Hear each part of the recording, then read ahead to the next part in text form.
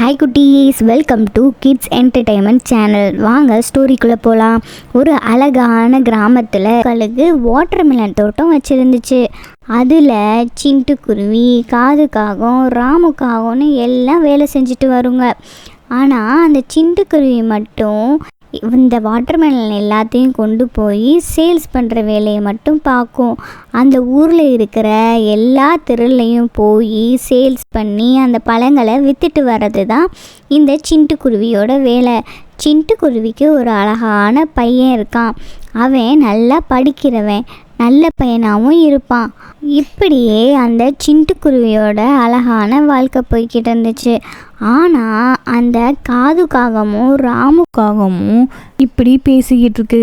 ராமுக்காகம் சொல்லுது, பாத்தியா காது, அந்த சிட்டுக்குருவி மட்டும் ஜாலியாக பழங்களை எல்லாத்தையும் ஏற்றிக்கிட்டு வண்டியில் ஹாயாக போகுது. அதுக்கு அந்த காதுக்காகம் சொல்லுது, ஆமாம் ராமு, நம்ம மட்டும் இந்த தோட்டத்தில் வெயிலில் கஷ்டப்பட்டுக்கிட்டு இருக்கோம். ஆனால் அது பாரு, சந்தோஷமாக அது வேலையை பார்க்க கிளம்பிருச்சு.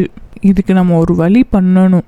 சரி வாராமு, நம்ம போய் நம்ம சேது முதலாளிக்கிட்ட போய் அதை பற்றி தப்பாக சொல்லி அந்த வேலையை நம்ம வாங்கிடலாம் அப்படின்னு சொல்லிட்டு ரெண்டு காகமும் சேது கழுகை பார்க்கறதுக்காண்டி போகுதுங்க.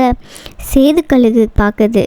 என்ன ரெண்டு பேரும் வேலை பார்க்காம இந்த பக்கம் வந்துக்கிருக்கீங்க, என்ன விஷயம் அப்படின்னு சேது கழுகு கேட்குது. அதுக்கு அந்த ராமுக்காகம் சொல்லுது, இல்லை முதலாளி, உங்ககிட்ட ஒரு முக்கியமான விஷயம் சொல்ல தான் வந்தோம். அது என்னன்னா, நம்ம சிட்டுக்குருவி இருக்குல்ல, அது பழங்களை விற்க போகும்போது அது பல பழங்களை விற்று அந்த காசை அது வச்சுக்கிறது. அது உங்களுக்கு பெரிய நம்பிக்கை துரோகம் பண்ணிக்கிட்டு இருக்கு முதலாளி. அதை சொல்கிறதுக்காண்டி தான் நாங்கள் வந்தோம் அப்படின்னு அந்த சிட்டுக்குருவியை பற்றி அந்த ரெண்டு காகங்களும் ரொம்ப தப்பாக சொல்லுதுங்க. அதை எல்லாத்தையும் கேட்ட அந்த சேது கழுகு சொல்லுது, ஏய், உங்கள் ரெண்டு பேருக்கும் அந்த சிட்டுக்குருவியை பற்றி என்ன தெரியும்? அந்த சிட்டுக்குருவி ரொம்ப வருஷமாக என்கிட்ட வேலை பார்க்குது. அது ரொம்பவே நம்பிக்கையான குருவி. அதை பற்றிலாம் இங்கே வந்து என்கிட்ட நீங்கள் தப்பாக சொல்லணும்னு அவசியம் இல்லை. போய் உங்கள் வேலையை பாருங்க அப்படின்னு சொல்லிட்டு அந்த சேது கழுகு அதுகளை அனுப்பிச்சி வச்சிருது. இருந்தாலும் அந்த சேது கழுகுக்கு ஒரு சந்தேகம் வருது. ஒருவேளை அந்த சிண்டு அந்த மாதிரி பண்ணுமோ அப்படின்னு அந்த சேது கழுகுக்கு ஒரு சந்தேகம் அந்த சிண்டு மேலே வருது.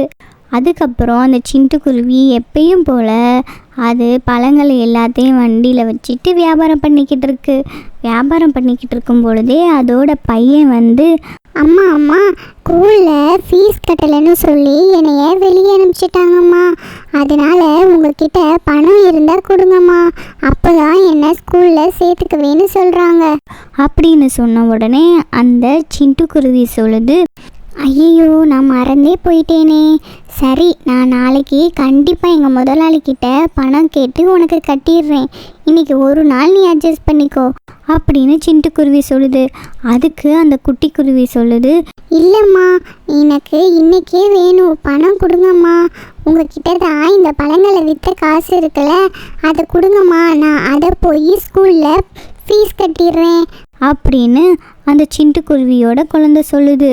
அதுக்கு அந்த சிட்டுக்குருவி, அதெல்லாம் முடியாது, இந்த பழங்களை விற்ற காசை என்னோட முதலாளிக்கிட்ட தான் நான் கொடுக்கணும். என்னோட தேவைக்கெல்லாம் இந்த பணத்தை எடுக்க முடியாது.